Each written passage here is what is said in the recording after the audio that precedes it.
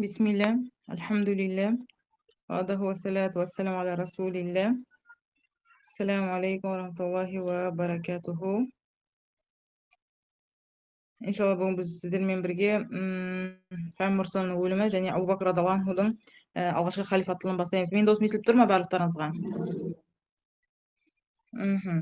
Мен Мәдин деген мына кісіні көп көретін болыппын, машалла. Машалла. Мынау кім? Әсия деген тоже көп көретін болыппын мына жерде. Tamam. Главное, барлығымызды да Аллахты еске алған қауымнан қылсын. Және бізді де бұдан қайырлы қауыммен еске алсын. Ең бастысы осы да, что біздің ортамыз, чтобы Алланы еске алған қауымнан болуы. Өйткені Алланы еске алмаған нәрсенің барлығы қарғысқа ұшыралған, иә? Так, хорошо. Біз алдында не қарастырдық? Алдында біз Табукты қарастырдық, одан кейін біз соңғы пайғамбар делегация жылын қарастырдық, алдындағы ислам қабылдаған тайпалар туралы қарастырдық. Одан кейін біз айттық, хижреттің 10-шы жылы уже біздегі пайғамбардың өліміне келіп тіреледі, сондықтан біз келесі сабақ қалдырған болатынбыз. Жалпы бүгін үлгеріп жатсақ, иншалла, Абу Бакр радиаллаху анху туралы тоже қозғайтын боламын, иншалла. Тамам? Так. Алдында бізде қажылық бізде 3 түрі бар, қажылықтың. Біреуі афере, біреуі таматто, біреуі қироа. Пайғамбарымның соңғы жасаған қажылығы бұл таматто деп аталынады. Таматто деген не? Бұны мысалы Меккеге барасыз, барғаннан кейін сіз уже умра жасайсыз. Одан кейін уже ихрамнан шыққаннан кейін 8-ші күні не істей бастайсыз? Неге барасыз? Қойшы. Арафатқа барасыз, сосын сол жерде түнейсіз. Содан кейін барып неге барасыз? Музаллаға барып сол жерде ұйықтайсыз, демаласыз, қашанға дейін? Күн шыққанға дейін. Сосын күн шыққаннан кейін сіз уже шайтанға тас атасыз, соныменен сіз Минаға қайтадан ораласыз. Сосын сол жерде бағана құрбандығыңызды шаласыз. Сосын барып шашаласыз, одан кейін барып уже соңғы қажылық жасалынады. Енді пайғамбар осы жасаған соңғысы, яғни біздің пайғамбар қараға деген түрін жасаған. Бұл кезде бағана құрбандық шалынбайды. Пайғамбар шалынбайды. Айша анамыз дейді, мен бағанаға пайғамбар шайтанға тас атқан кезде дейді, мен пайғамбарымнан не бастадым дейді, мисктің иісін сезе бастадым дейді. Получается, пайғамбар уже ихрамнан шықты деген сөз. Ал уже ихрамның уақытында бағанаға әтір себуге рұқсат жоқ. Иә, әтір себуге рұқсат жоқ. Енді пайғамбар не істейді? Әрмен қарай осы уақытта Арафатқа барады. Арафатқа барып сол жерде пайғамбар хутба жасайды. Хутба жасаған кезде пайғамбар не дейді? Бүгін дейді қандай күн?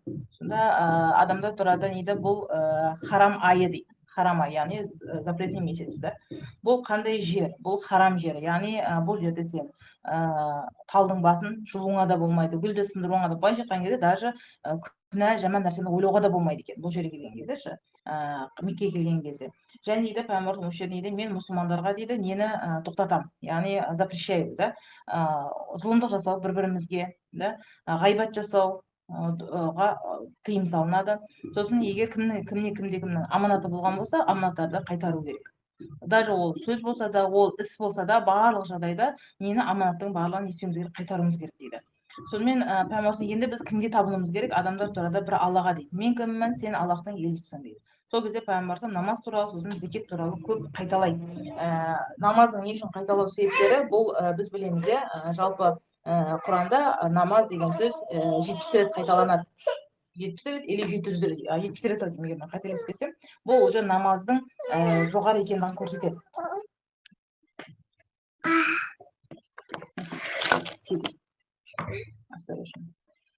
Және пайғамбар осы жерде рибаға тыйым салады. Риба деген нәрсені білеміз, что сен бір ручка бересің, артынан 3 ручка болып қайтару. Не болмаса біздің қазір орта кредит, не болмаса там ипотека деген нәрселердің барлығы дұрыс емес нәрселер екен. Және сол жерде кешегі біз ана сираны бастаған кезде айтқан болатынбыз, Амр ибн Лухай деген адамның пұттарын әкелгендігін айттық, және оның қағбаны голый айналу деген дәстүрін алып келді. Одан қалды малдың, егер мал оны төлейтін болса, оның етін жеу харам деген әдапты алып келген болатын. Сол нәрсенің барлығын пайғамбар осы жерде не істейді? Тоқтатады. Яғни бұған не жоқ, рұқсат жоқ. Пайғамбар сол жерде мұсылмандардың бір-бірін өлтіруге тыйым салынады. және дейді Құраннан және сүннеттен не істеу керек, азу тістеріңмен жабысыңдар дейді. Содан кейін дейді анығында мен сендерге жеткіздім ба дейді. Адамзат тұрады, иә Аллах, негізі сен жеткіздің. Және осы жерде пайғамбарымыз бір нәрсені айтады, мен бұл нәрсені қозғағанмын негізі. Бұл неде келетін, Бұхариде келеді, әл-валад фираш деген бала өзінің несіне қарайды, постеліне қарайды. Мысалы, енді ол нәрсенің енді шартын жасау үшін мен сіздерге бағана алдында мен қарастырдым ау деймін, осы кімнің сабағында да кім еді, субханалла, Сауда бин Замағ анамыз, пайғамбарымыздың әйелдерінің бірі Сауда бин Замағ анамыздың сабағында мен қарастырдым. Өйткені Сауда бин Замағ анамыздың әкесі Замға өзінің бағанағы наложницасымен қосылады да, Замға өлетін уақытында нейді бағана өзінің баласына, өзінің туысына нейді, ана наложницаның ішіндегі бала менен дейді. Сөйтіп, сен неге жыртып жатсың мен дәптерлерімді, да? Теспек таптарыма. Өзіңнің дәптеріңді алма.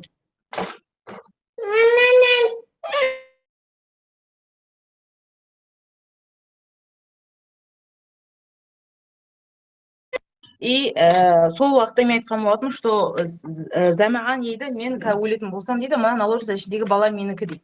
Бірақ сөйтіп Замаға өлді, өлгеннен кейін бұның туысы бұл бала өседі. Бағана наложница әйел туады, бала өседі, бала өскеннен кейін, бірақ наложница басқа біреуге күйеуі шығады. Енді оның күйеуі нейді, бала менікі дейді. Ал кешегі енді бұның бағанағы Замағаны айтып кеткен туысы нейді, бұл Замағаның баласы дейді. Сөйтіп екі ортада үлкен фитна болады. Анау айтады, менің балам дейді, өйткені мен бұл әйелге үйленіп отырмын да, наложницаға. Ал мынау айтады, жоқ, сен үйленімге дейін бұл әйелге менің әкем қосылған, ішіндегі бала менің әкемдікі дейді. Солайша үлкен фитна болады. Сол кезде пайғамбарымызға барған кезде пайғамбарымыз дейді, әл-валаду фираш, яғни бала өзінің бағанағы кроватына не дейді бағана, кім қазір уақытта күйеуі, сол адам оның опекуны есептелінеді. Түсінікті ғой, түсіндіре алдым ғой. Бұл нәрсе осы тоже мына соңғы пайғамбардың қажылығында айтылатын негізі осы нәрсе. Бірақ бұның әрмен үлкен историясы, мен бұған кірмей ақ қояйын, өйткені бұл ұзақ история. Бірақ Сауда анамыздың әкесі Замаға байланысты осы жерде осы бір оқиға келтіріледі, что бізде түсінікті болу үшін да, осы бір сөздің мағынасын түсінуге үшін айтып отырмын. Қойшы. Енді ол қай уақытқа дейін қаралады? Ол егер шеше өзі отказ бергенге дейін, яғни бұл баланың әкесі мынау дегенге дейін да, или там өзінің туған әкесі, яғни биологиялық әкесі мен дегенге дейін, қойшы, дегенге дейін бағанағы адам, яғни сол адамның күйеуі не істеу керек, қарайды. Соған жағдайын жасайды, как баласы қылды, оған қарайды. Көрдіңіздер ме? Және пайғамбар осы жерде Имран сүресін оқиды, сөйтеді да, анығында мен сендерге жеткіздім ба дейді. Аллах несі сіз жеткіздіңіз дейді. Осылайша пайғамбар қажылық аяқталғаннан кейін пайғамбар Мединеге оралады. Мединеге оралып келе жатқан кезде пайғамбар уже Римге қарсы әскердің басын уже дайындай бастайды. Римге қарсы бірінші бастаған бұл кім еді? Усама ибн Зейд тұғын. Усама ибн Зейд кім? Бұл Зейд ибн Харистің баласы. Зейд ибн Харис кім? Зейд ибн Харис бұл пайғамбарымның асыранды баласы. Ал оның әйелі кім еді? Оның әйелі Айман. Айман туралы мен тоже қарастырғанмын. Анау бірінші кезде да, сираның басында Айман бұл пайғамбарымыз бұл әйел туралы кімде-кім жәннаттық әйелге үйленгісі келсе, Айманға үйленсін деген то, сол уақытта кім? Зейд ибн Харис Айманға үйленеді. Осылайша бұлардың некесінен Усама ибн Зейд туылады. Сол Усама ибн Зейд бұл уақытта 18 жаста тұғын, 18-17 жаста тұғын. Пайғамбарымыз Усама ибн Зейдқа нейді әскерді дайындап Римге қарсы бастаудың басын көрсетеді.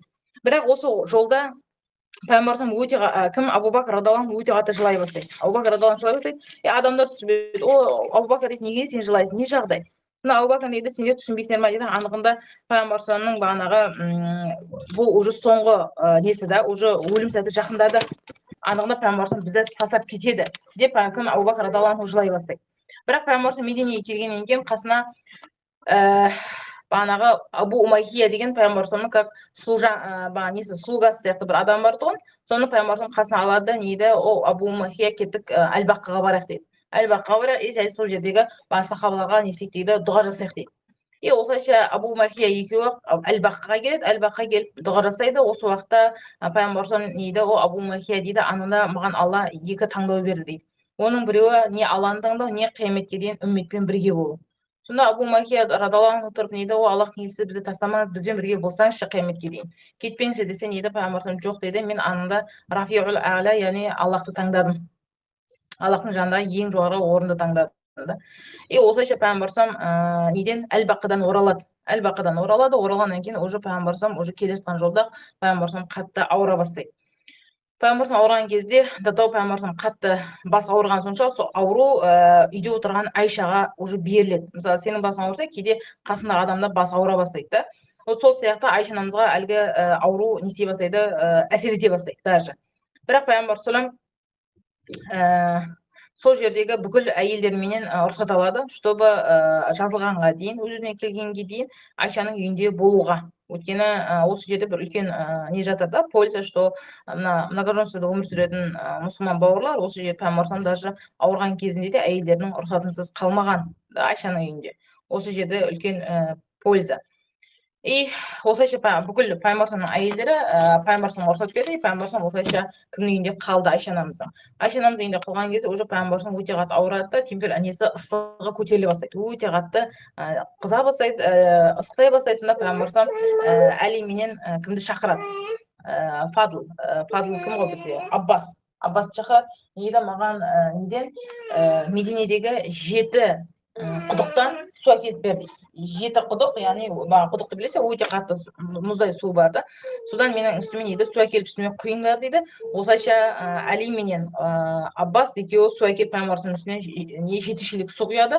Пайғамбарымыздың бана ыстығы аз да болса не істейді, басылды дейді. Осылайша пайғамбарымыздың ауруы жұмаға дейін ұзарады. Бірақ жұма күні асыр уақытында пайғамбарымыз уже басын көтеріп шығады мінбарға. Мінбарға шығып, сол жерде пайғамбарымыз қоштасу хутбасын жасайды. Пайғамбарымыз бұл жерде мен кімге қарызбын дейді. Мен кімге қарызбын, бірақ көп сахабалар осы жерде үндемейді, чтобы пайғамбарымыздың кешіргендігін көрсеткісі келеді. Бірақ пайғамбарымыз кімде дейді, маған қарызым бар екендігін айтса, сол үндемей қалғаннан қайырлы дейді. Маған жақсы. Лучше айтсын үндемей қалғаннан. Бір сағат тұрады, Аллах, сіз маған 3 динар қарызсыз дейді. Қасында сахабалар отырып, сен қызсың ба, сен бұл пайғамбарымыз емес пе, сен неге ондай нәрсені айтасың да? Ол айтады, жоқ дейді, сен естімедің ба, мен пайғамбарымызға жақсы болғым келеді дейді, жақын болғым келеді, что пайғамбарымыз айтты, чем үндемегеннен гөрі менің қарызымды айт деп айтты. Мен кешірім дейді. Просто пайғамбарымызға дейді, чтобы пайғамбарымыз сүйкімді болу үшін да, пайғамбарымызға жақын болу үшін мен осы нәрсені істедім. Осылайша бұл сахаба әлгі қарызды кешіреді. Пайғамбарымыз дейді, бүкілінің барлық өтініштері айтылып болғаннан кейін пайғамбарымыз енді дейді, мен уже бұл дүниеден өтем, да, что Алланы таңдадым деген кезде Абу Бакр радиаллаху анху ордан тұрады, Аллахтың елшісі дейді, анда менің дүнием де, менің бала шағам да сіздің жолыңызда не болсын да, құрбан болсын, анда бізді таңдаңызшы. Бірақ пайғамбарымыз Абу Бакр радиаллаху анхудан не істей бастайды, жұбата бастайды да, анығында мен бұл өмірде барлығының маған жасалған жақсылығын қайтардым дейді. Яғни сен пайғамбарымызға жақсылық жасадың ба, пайғамбарымыз саған қайтарды. Бірақ кім демесе де, бірақ Абу Бакрдікін емес, анда Абу Бакрдың жақсылығын Алла қайтарады дейді. Получается, Абу Бакр радиаллаху анхудың дәрежесі осы жерде көрінеді, да, что Алла тағаланың алдында да пайғамбарымыздың разы болған сахабасы екендігі көрінеді бұл жерде.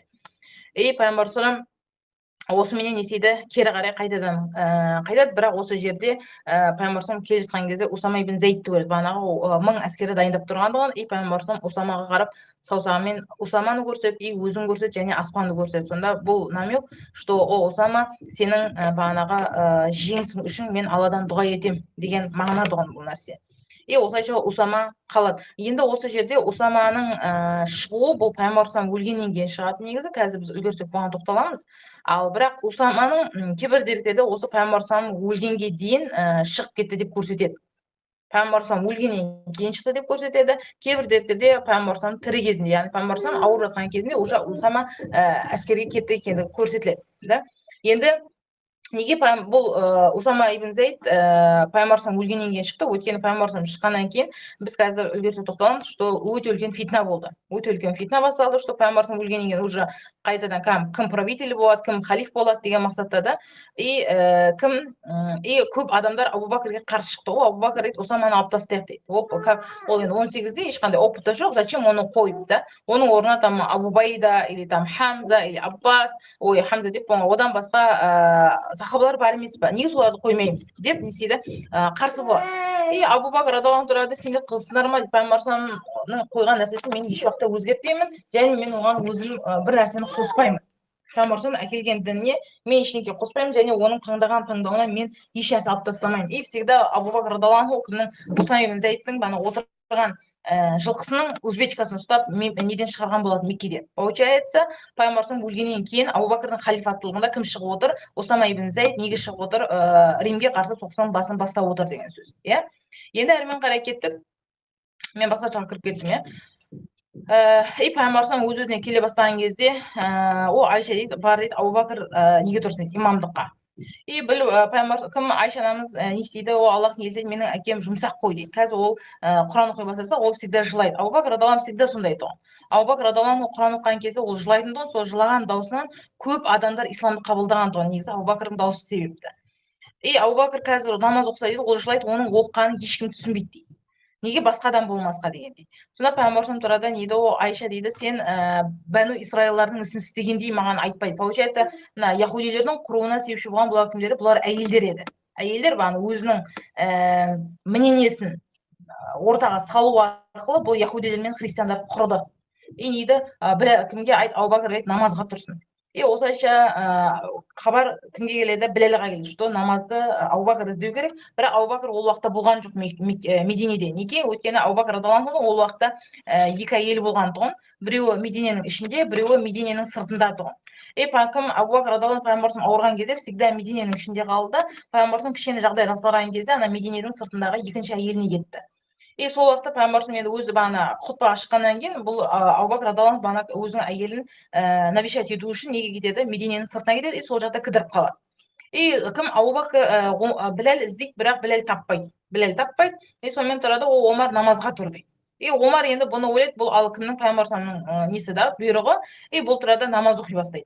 Бірақ Омар радиаллаху анхудың дауысы не тұғын? Омар радиаллаху анхудың дауысы жуан тұғын, еще оның дауысы қатты тұғын. Дауысын жай шығарсаң, уже сен естіп тұрасың да, алыстан да.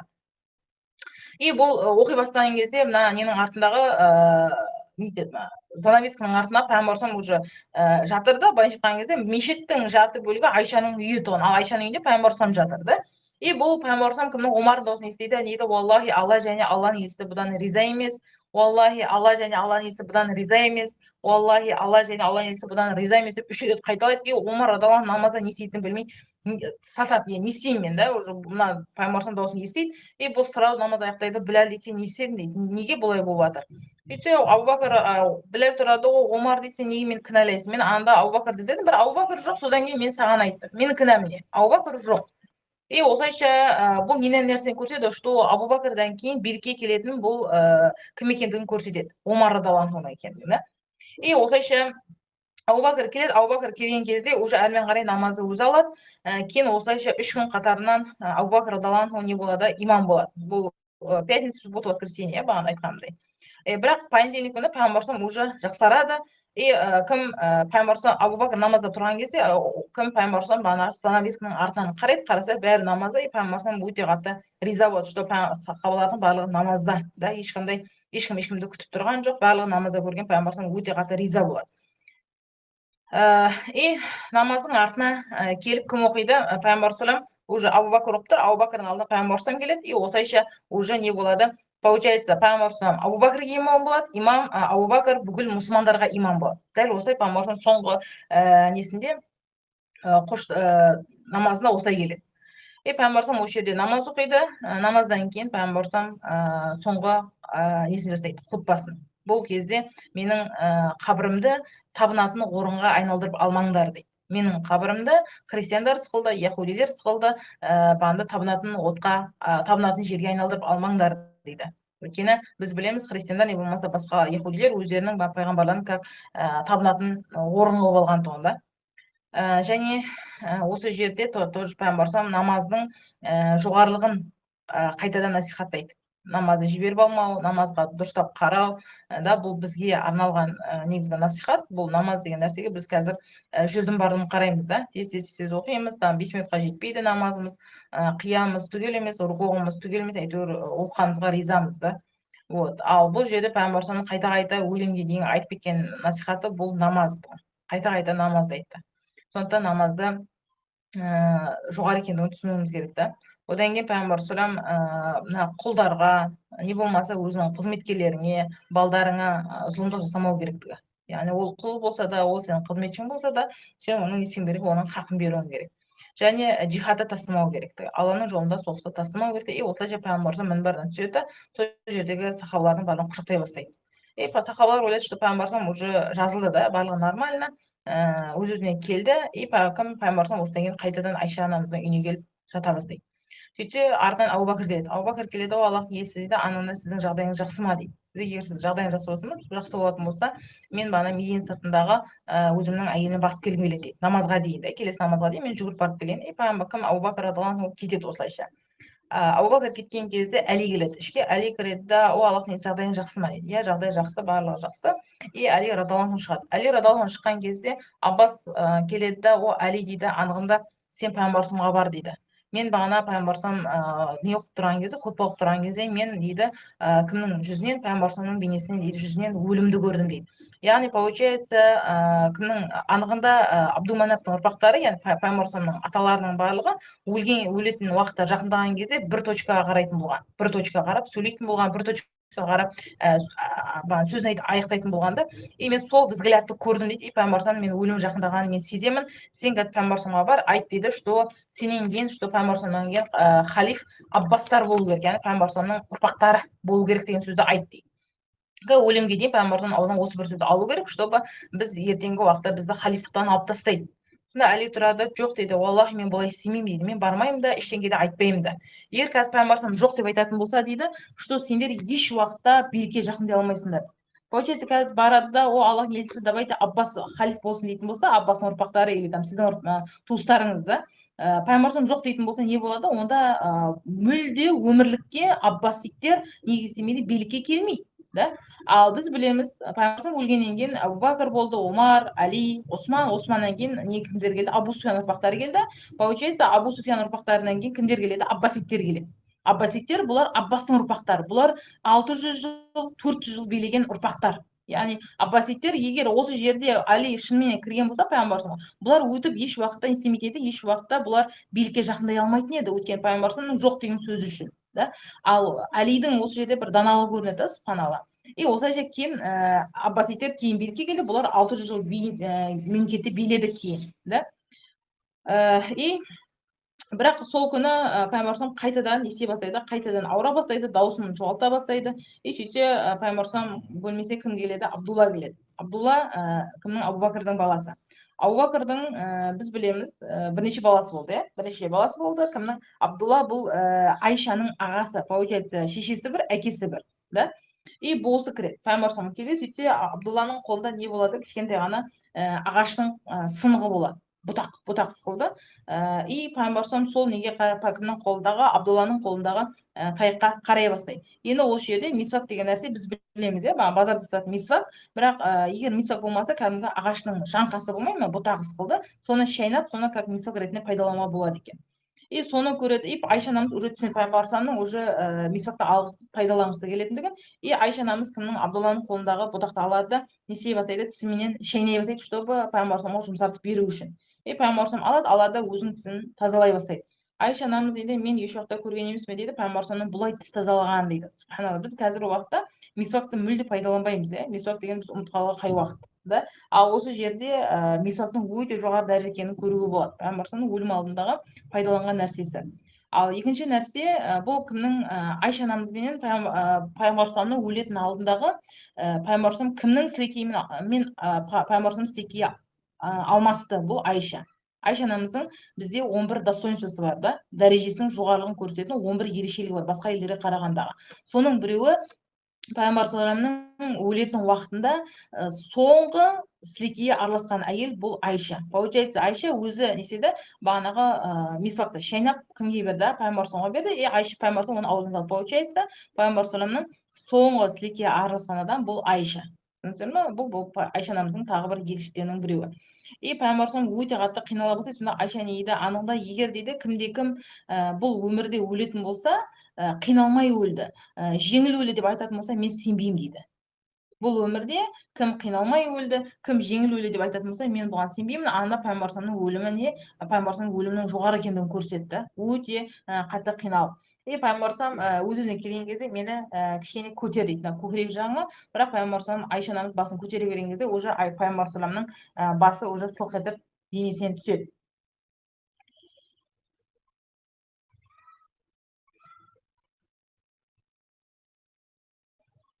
Айша анамыздың бұл кімнің пайғамбарымыз соңғы айтқан сөзі бұл: Аллах мафирли уархамни уалхиқни биррафи а'ла. О Алла, мені кешір және мені жоғарғы орынға жеткіз. Пайғамбарымыз осылайша соңғы орнын таңдайды. Айша анамыз пайғамбарымның басы түскен кезде уже Айша анамыз уже түсінеді пайғамбарымның дүниеден өткендігін. Айша анамыз өте қатты жылай бастайды. Айша анамыздың жылағанын естіген Аббас уже түсінеді бұл хабарды. Аббас уже не береді, бүкіл мединеттерге хабар береді. Бүкіл адамдардың барлығы осы уақытта жылай бастайды. Сөйтсе бұны Омар радиаллаху анху бұны көтере алған жоқ. Омар радиаллаху анху дейді, анығында қылышын көтеріп, бүгін дейді, кім деген маған пайғамбарым өлді деп айтқан болатын болса, онда менен жақсылық күтпесін дейді. Анда мен оның басын шабамын дейді. Анда пайғамбарым кешегі Мұса алейхиссалам сықылды өзінің Раббысымен сөйлесуге кетті. Ол 40 күннен кейін қайтадан оралады дейді. Бір уақытта осы уақытта Абу Бакр радиаллаху анху келеді. Абу Бакр радиаллаху анху келген кезде Абу Бакр уже түсінеді адамдардың көп жылағанынан, что пайғамбарымның дүниеден өткендігін.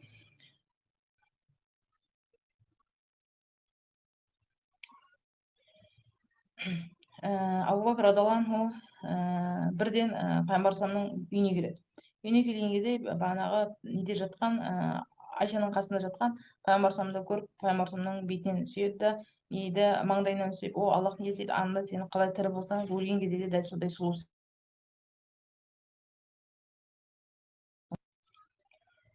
Сөйтіп пайғамбарымның көзін жауып, Абу Бакр радиаллаху анху далаға шығады.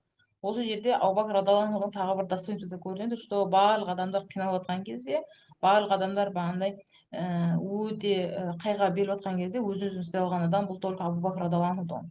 Абу Бакр Омарға келіп дейді, Омар отыр дейді. Омар отыр, Омар не дейді, мен отырмаймын дейді. Отырмаймын, анығында маған ешкім айтпасын, что пайғамбарым өлді деп. Сонда Абу Бакр радиаллаху анху мінберге шығып не дейді, мынадай сөз айтады.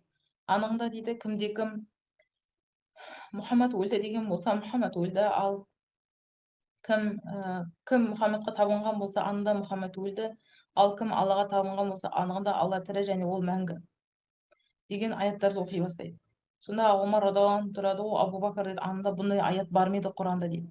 Біз білеміз, Омар радиаллаху анху бұл не тұғын, бұл алим тұғын да, что Құранның мағынасын білген, Құранның кез келген аяттың түсу себебін білген үлкен адам тұғын. Бірақ осы уақытта не дейді, мына қатты қайғының салдарынан бұл осы нәрсені ұмытады.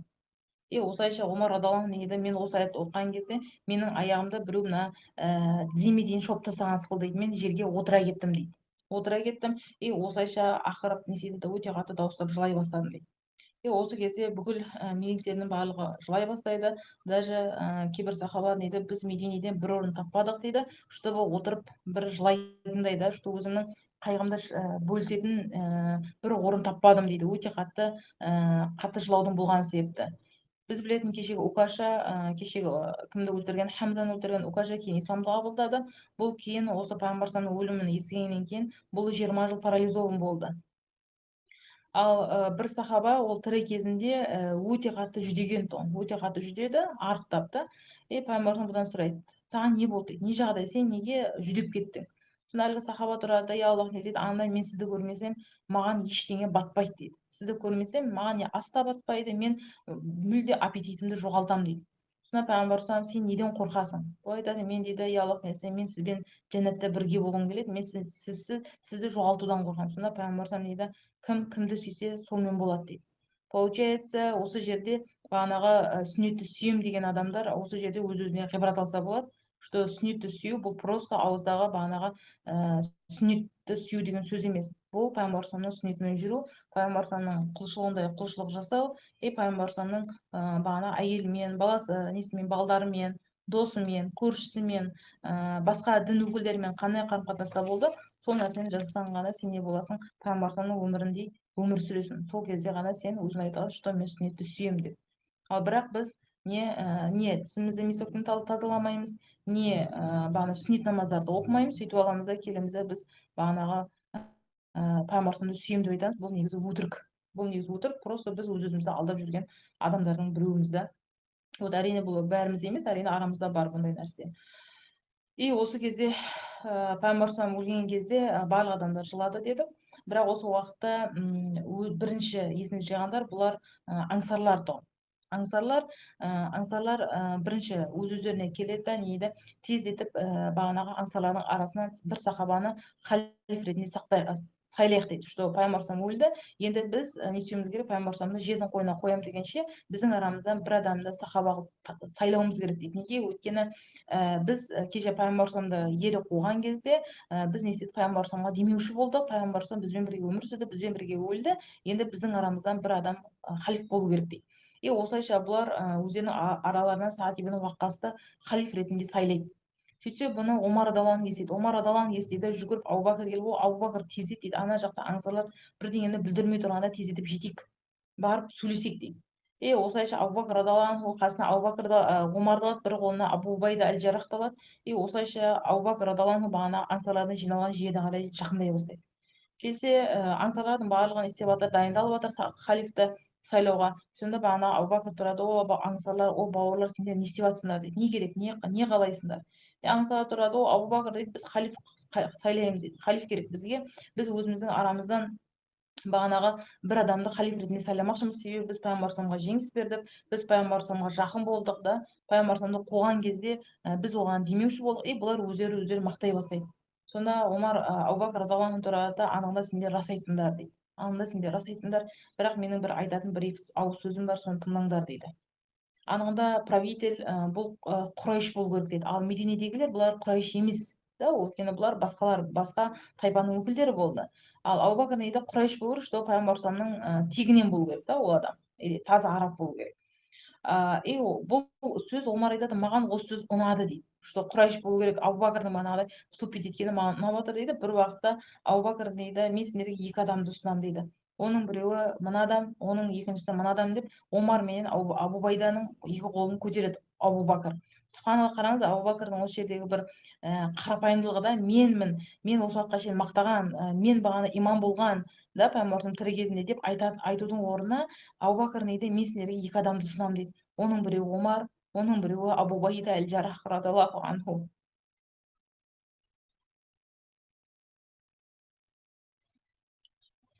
Омар радиаллаху анху маған осы сөз ұнаған жоқ дейді. Маған осы сөз ұнаған жоқ. Сөйттім де не дейді, аңсарларға қарап, мен кімге, Абу-Бәкірге қарап қолымды көтермей, как будто мен айтайын енді, сен болдың ба дегендей қылып. Омар радиаллаху анху дауысы жуан бұл тұрады, аңсарлар дейді, мұхаджирлер дейді. Анығында сендер біздің бауырларымыздан менің айтатын бір екі сөзім бар, анығында дейді, сендер дейді естімедіңдер ма дейді, Құранда Алла тағала пайғамбарымның Алла тағала пайғамбарымның серігі ретінде кімді атады дейді, Абу-Бәкірді атаған жоқ па дейді. Пайғамбарымыз өлетін уақытында разы болып өлген адам бұл Абу-Бәкір емес па дейді. Пайғамбарымызбен бірге бағанағы үңгірдің ішінде болған Абу-Бәкір емес па? Сонда бағана аңсар тұрады, ол Абу-Бәкір дейді. Ондай болатын болса, кім өзін Абу-Бәкірден жоғары санайды? Ешкім үндемейді. Сонда Омар радиаллаху анху дейді, анығында пайғамбарымыз өлетін уақытында намазда имам етіп Абу-Бәкір тағайындаған жоқ па дейді. Мен бағана намазға тұрғанда сендер естімедіңдер ма дейді, Алла және Алланың елшісі риза емес деген сөзді естімедіңдер ма? Менің имам болғаныма пайғамбарымыз риза болған жоқ, бірақ Абу-Бәкірді тағайындады дейді. Бұл нәрсе сендерге, что пайғамбарымыздан кейін Абу-Бәкір халиф болуға лайықты деген сөз емес пе? Сендер соны түсінбейсіңдер ма деген кезде бүкіл аңсарлар дейді, үндемейді, тым тырыс. Сонда Омар радиаллаху анху тұрады, Абу-Бәкір, анығында сен имамсың, маған сенің қолыңды бер, мен саған байға беремін. Осылайша Абу-Бәкір радиаллаху анху бірінші Омар радиаллаху анху бірінші Абу-Бәкірдің қолын алады, осылайша бірінші присяга береді. Присяга деген нәрсе, что кімді Абу-Бәкірді халиф ретінде қабылдаймын, мен оған бағынамын да, мен оған бұдан кейін қызмет етемін деген мақсатта.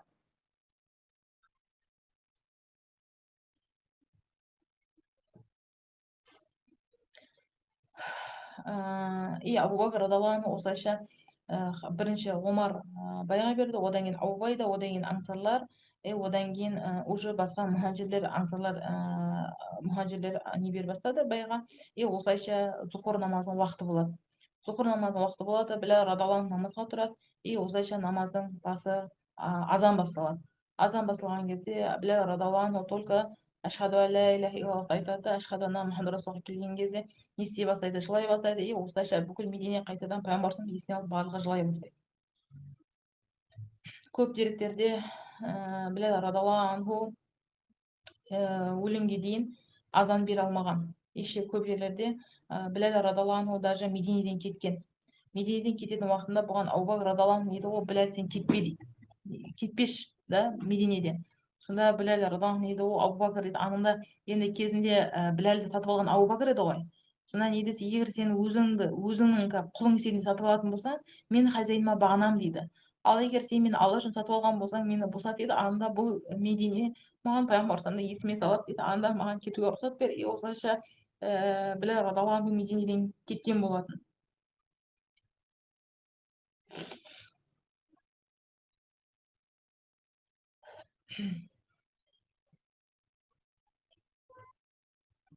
Омар радиаллаху анху кейін Абу Бакр өлгеннен кейін билікке Омар келді. Омардың уақытында Омар мына Палестинада өзінің бағана мешітін салды. Сол мешітте кімді Омар радиаллаху анху Біләлді шақырады. Біләлға келіп не дейді, азан бер дейді.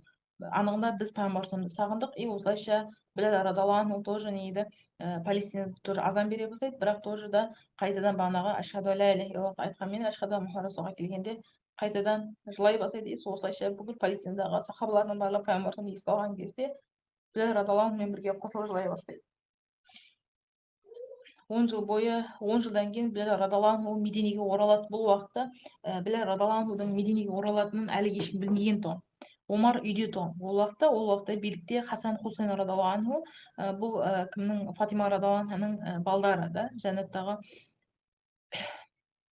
жәннаттықтар. Омар радиаллаху анху үйде тұғынмын дейді. Үйде бір уақытта Хасан мен Хусейн кімді Біләлден сұрай бастайды. Енді біз сені босатпаймыз дейді. Сен бүгін енді азан бермесең, босатпаймыз. Біләл радиаллаху анху енді пайғамбарымыздың немересі болғаннан кейін бұлардан отказ бере алмайды, Біләл радиаллаху анху бұған келіседі. Сөйтіп намаздың уақыты басталады, Біләл радиаллаху анху азан бастайды. Ал Омар білмейді бұл уақытта. Омар үйде бір уақытта даладан азан берілген уақытта дейді, мен кімнің Біләлдің дауысын естідім, как будто пайғамбарымыз тіріліп арамызға келген қалды дейді. Мен орнымнан тұрып далаға жүгіре бастадым. Бірақ Біләл радиаллаху анху тоже қайтадан ашхаду ан ла иляха иллаллахты айтқанмен тағы да ашхаду анна мұхаммад расулуллах келген кезде тағы да тоқтайды да, осылайша Біләл радиаллаху анху тағы да азанды жалғастыра алмайды. Осы жерде пайғамбар деген мына сүю деген нәрсені түсінуге болады да. Біздер көбінесе бағана I love you деп пайдаланамыз да. Мен пайғамбарымды сүйемін, мен сүннетті сүйемін, бірақ негізінде вообще пайғамбарымға мүлде махаббатымыз жоқ негізі. Да, махаббатымыз жоқ негізі. Сөздің ашығына келген кезде Біләл радиаллаху анхудың өмір бойы жылауы, пайғамбарымды есіме түсірді, Мединеден кетуі, өлетін уақытында Біләл радиаллаху анху дейді, мен түсімде өзімнің достарымды көрдім, оның біреуі пайғамбарым, оның біреуі Абу Бакр, оның біреуі Омар, анығында мен өзімнің достарымды сағынамын деп. Осылайша Біләл радиаллаху анху өмірінің соңында өлетін уақытында пайғамбарымды түсінде көрген тұғын. Осылайша Біләл радиаллаху анху өлетін уақытында қуанған тоныш тобы, мен өзімнің досым пайғамбарыммен қосыламын деп. Бұның өзі нені көрсетеді? Пайғамбарымға деген махаббатты көрсетеді.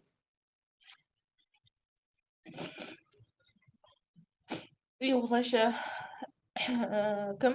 Абу Бакр радиаллаху анху халиф болды, бірақ пайғамбарымның жаназасын осы жерде еркектер, әйелдер, одан кейін балалар деп бағана кезек-кезек пайғамбарымға жаназа оқи бастайды. Бірақ пайғамбарымның несі, қабірі мына қазіргі қабірлер сықылды емес. Мысалы қазіргі қабірде просто бүйтіп үңгір қазады, ал ол уақыттарда мына сүннетпенен негізі қабір қазу ол бөлек. Ол қабірді қазасың, кәдімгі шұңқырды, бірақ шұңқырдың қапталынан тағы бір шкаф сықылды, тумбочка сықылды бір не саласың, бөлік, чтобы бағанағы мәйіттің мысалы үсті, да, или там су болып, су тасып, бағана қорым шайылған кезде, чтобы мәйітке ешқандай залал келмеу керек. сол үшін әлгі мәйітті мына қуысқа саласың. Қуысқа мен иншалла бір суретін тапсам мен сіздерге жіберемін. Менде кітап болған, ол жаназаға байланысты. Жаназаға байланысты 200 сұрақ деген, соның ішінде сурет болғанда иншалла қазір тауып алсам мен жіберетін боламын иншалла, хорошо. И осылайша пайғамбар саламның қазат қабірін. И осы жерде кім пайғамбар саламды қабірге қоятын кезде Мұғира ибн Шуба деген сахаба болды. Мұғира ибн Шубаны біз қозғаған болатынбыз сабақта, ол кім екендігі, оның ағасы туралы да. Мұғира ибн Шуба радиаллаху анху пайғамбар саламды қабірге қойған кезде бұл қолындағы жүзікті тастап жібереді қабірдің ішіне. Сөйтеді да ненің ішінен алады да анығында дейді қабірге түседі, что менің жүзігім қалып кетті, мен жүзігімді алайын. Бірақ қабірдің ішіне түскен кезде Мұғира ибн Шуба пайғамбар саламның жүзін ашып пайғамбар саламның соңғы рет бетіне сүйеді. И осылайша пайғамбар саламның ең соңғы рет бетін сүйген адам бұл Мұғира ибн Шуба радиаллаху анху болып қалады негізі тарихта. Пайғамбар саламды жуатын кезде қалай жуады және қайда көметіндігі туралы сұралған кезде Абу Бакр радиаллаху анху дейді, мен естігенмін дейді, что пайғамбар саламнан егер пайғамбарлар қай жерде өледі, сол жерге жерленеді дегенді естігенмін дейді. И осылайша пайғамбар саламның өлген жері бұл Айшаның үйі, сондықтан пайғамбар салам Айшаның үйінде жерленеді. Ал бағанағы пайғамбар саламды қалай жуындыру мәселесіне келген кезде сол уақытта бағанағы сахабаларға бір дермата да бір есен тану келеді да, что бір дауыс шығады, что пайғамбар саламды киіммен жуындыру керектігі. И осылайша пайғамбар салам киіммен жуылады. Бұны жуған Әли радиаллаху анху. Көбінесе қазіргі мына ақпараттарда, ютубта не болмаса там гуглда ақпарат келеді, что Әли Абу Бакрды халиф ретінде қабылдамаған, Әли Абу Бакрге бәйға бермеген деген. Негізі бұл ақпараттар өтірік. Неге? Себебі бұл действительно Әли радиаллаху анху бәйға берді, бірақ ең соңынан берді. Өйткені пайғамбар саламды жуындыру, пайғамбар саламды жаназаға алып бару, бұның барлығымен айналысқан Әли тұғын. Әли сол үшін кешігеді бәйға беруге, сол себепті Әли радиаллаху анху ең соңынан бәйға берді Абу Бакрге. Бірақ бұл нәрсе көрсетпейді, что ол Абу Бакрды как халиф ретінде қабылдаған жоқ. Ол қабылдады, бірақ ең соңғы болып бәйға берді, чтобы бағанағыдай себептер болды да, чтобы бағанағы бәйға беруге кешігу да бұл жердегі. Сол нәрсені кішкене үңіліп қарау керек негізі. И осылайша Абу Бакр радиаллаху анху халиф болады. Енді осы жерде біз алдында баяғыда мен сіздермен Мағбат деген әйел туралы қозғағанмын, иә. Менің бір уәдем бар осы жерде қыздарға, что пайғамбар салам мен Абу Бакр радиаллаху анху екеуі бағана қажылық Меккеден Мединеге қоныс аударған кезде біз айттық, что жолда кетіп бара жатқан кезде бір әйелдің үйіне келіп тоқтайды, да? Бір әйелдің үйіне келіп тоқтайды, и сөйтсе бұл әйелдің үйінде адам болмайды. Адам болмайды, и пайғамбарымыз сұрайды, о әйел, бізге енді ұсынатының бар ма, тамақ па, бірдеңең бар ма десе, әлі келіп тұрады, егер менің үйімде болса, мен сен сұрамайынша беретін едім ғой дейді. Яғни сен сұрамайынша мен ұсынатын едім ғой, үйде ештеңе жоқ деген мағынада. И пайғамбар сол жердегі кішкентай бағана нені қояды, ешкіні. Сонда пайғамбар мына ешкіге жақындасам бола ма дейді, саусам да. Әлгі әйел тұрады, зачем саған бұл ешкі, оны көріп тұрған жоқсың ба, арық та сүйегі етіне жабысып тұрған нәрсе, бұдан ештеңе де шықпайды.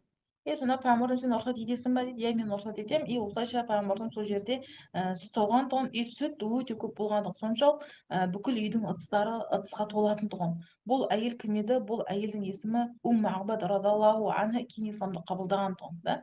Біз бұны алдында сабақта қарастырдық бұл әйел туралы. Бұл Мағбат кім еді? Мағбат жалпы сира тақырыбында, жалпы сира сферасында пайғамбар саламның бет әлпетін, пайғамбар саламның ісін, пайғамбар салам сөйлеген кезде қалай қарап сөйлеген, қалай қарап қолын көтерген деген мәселелердің барлығы осы Мағбаттың ақпаратынан только алынады. Мағбат радиаллаху анха бұл пайғамбар саламның бет әлпетін точпа-точ белгілеген әйел есебінде жалпы сирада қалады. Сол әйелдің айтқан ақпараттары бойынша мен алдын айтқан болатын, бұл әйел не айтады пайғамбар салам туралы, соны қозғайық. Пайғамбар саламның орта бойлы болғандығы және пайғамбар саламда бағана қарын деген нәрсе болған жоқ, пуза дейді, ондай нәрсе болмағандығы, сақалының өте үлкен болғандығы, мұрынның бағандай қыр мұрынды дейді, сондай болғандығын айтады. Взгляд қарауы дейді, острый да, бағандай кесіп өтетін көз болғандығы айтылады. Шашының қара болғандығы, сақалының қара үлкен болғандығы айтылады. Және бірдеңе айтатын кезде бағана біз ұстап саусағын көрсетпейтін дейді, бүйтіп қолын көрсететін дейді. Мына оң жақ, мына сол жақ деген сықылда да. жүрген кезде дейді ровно жүрді дейді, шақтарының барлығы ровно болған дейді. Жүрген кезде бізде бір шақ үлкен, бір шақ кіші, бірақ ондай болған жоқ дейді. Пайғамбарымда ровно жүрді дейді, всегда үстіне әдемі киім киді дейді, үстінде всегда әдемі иіс шығып тұратын дейді, всегда күліп жүретін дейді, жымиып та. Және дейді бағанағы амандасқан кезде бірінші пайғамбардың өзі амандасатын дейді, және екінші адам қолын алмайынша пайғамбардың қолын босатпайтын еді дейді. Мысалы, қол амандасады ғой амандасқан кезде де ер адамдар. Сол кезде екінші тарап қолын алмайынша пайғамбардың қолын жібермейтін еді дейді. Және дейді ешкімді сөйлеп жатқан кезде бөлмейтін еді дейді, және ешкімді біреу сөйлеп жатқан кезде оны бөлмейді, и бағанағы үлкенді құрметтеген кезде, мысалы ортасына үлкен адам келсе, пайғамбарымыз орнынан тұратын дейді. Бұл біздегі мысалы кімді көруге болады? Абу Құхафа. Абу Құхафа бізде Абу Бәкірдің әкесі тұғын. Біз білеміз, Абу Құхафа радиаллаху анху бұл бізде кеше Меккеде исламды қабылдады, Меккен жолы болған кезде. Абу Бәкір кімді Абу Құхафаны алып келген кезде әкесін, пайғамбарымыз орнынан тұрады, о Абу Бәкір, ананда сен нейді сені алла кешірсін дейді, сен неге айтпадың дейді, осындай адамның ислам қабылдап мен өзім баратын едім ғой дейді. Абу Құхафаның ойы одан сайын не істеген тұғын, исламға деген жүрегі бұрылған тұғын. Бұл жерде уже пайғамбар саламның үлкенге деген құрметін осы жерден көруге болады. Ол уақытта Абу Құхафаның жасы 80 асқан шал тұғын. Бірақ оның осы уақытқа шейін істеген ісіне қараған жоқ. Пайғамбар салам оны істеді, пайғамбар салам оны сыйлады да. Осылайша Абу Құхафа радиаллаху анху исламды қабылдады.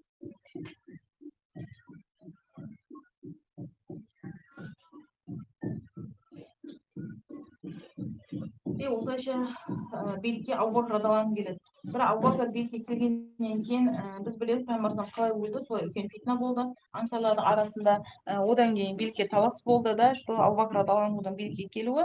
Бірақ Абу Бәкір радиаллаху анхудың тағы бір фитна болған жері, что Абу Бәкір халиф болған кезде, уже бәйға қабылдағаннан кейін көп адамдар нейді, бағана Усама ибн Заидті алып тастайық дейді. Өйткені ол жас әлі, ол ешқандай да Римді жеңе алмайды. Рим мен Персия ол уақыттағы ең үлкен не тұғында үлкен республика бар, как Россия сықылды, ол өте үлкен территориядағы, и бұны Усама жеңе алмайды дейді. Сөйтіп бұлар кімді Абу Бәкірді көндіру үшін басқа сахабаларды пайдалана бастайды. Аубайда деген сықылды, пайғамбардың қасында 25 жыл жүрген, 30 жыл жүрген ірі сахабалар пайдаланып Абу Бәкірге не істей бастайды, ұсыныс жасайды, давайте мынаны алып тастайық.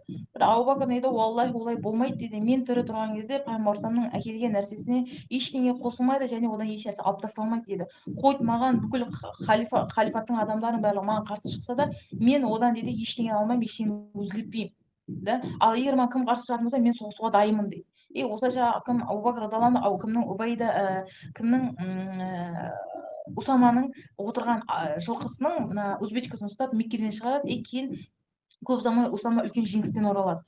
Бұл уже Абу Бәкір радиаллаху анхудың дінге деген да, пайғамбарымызға деген махаббаты, еще дінге деген беріктігі көрінеді бұл жерде. Абу Бәкір радиаллаху анху туралы негізі айта берсем негізі көп. Бұл сабақты мен 4 халиф сабағында негізі жалғастырамыз, хорошо.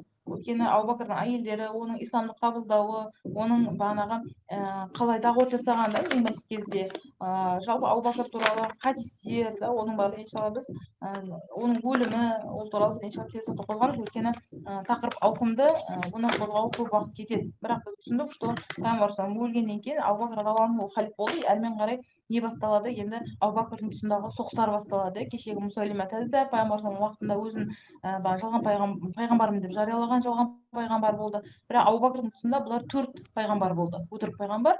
Бағанағы біреуі Мұсайлима болды, біреуі бір әйел болды, что пайғамбарлар еркектің арасынан шықпайды, бірақ әйелдердің арасынан шығады деп бір әйел пайда болды. Бірақ бұл Мұсайлимамен кейін үйленіп, екеуі бір команданы құрды. Кейін осы команда Абу Бәкірге қарсы соғысады, бұл үлкен Ярмук деген соғысқа болады. Сол Ярмукта Абу Бәкір жарақаттанып кейін негізі өледі осыдан. Бұл әрине бір версия, ал екінші бір версияда, что Абу Бәкір өзінің өлімімен өледі деп көрсетеді. Яғни ол ешқандай Ярмукта ешқандай жарақат алған жоқ, бірақ ол өледі деп көрсетеді, бірақ ешқандай себепсіз, яғни өзінің қарттығы себепті. Получается, бізде пайғамбар 60 жасында өлетін болса, бізде Омар 60 жасында өлді, Абу Бәкір 60 жасында өлді, және бізде үшінші адам бұл халиф Әли радиаллаху анху. Әли радиаллаху анху тоже 60 жасында оны өлтіріп кетті.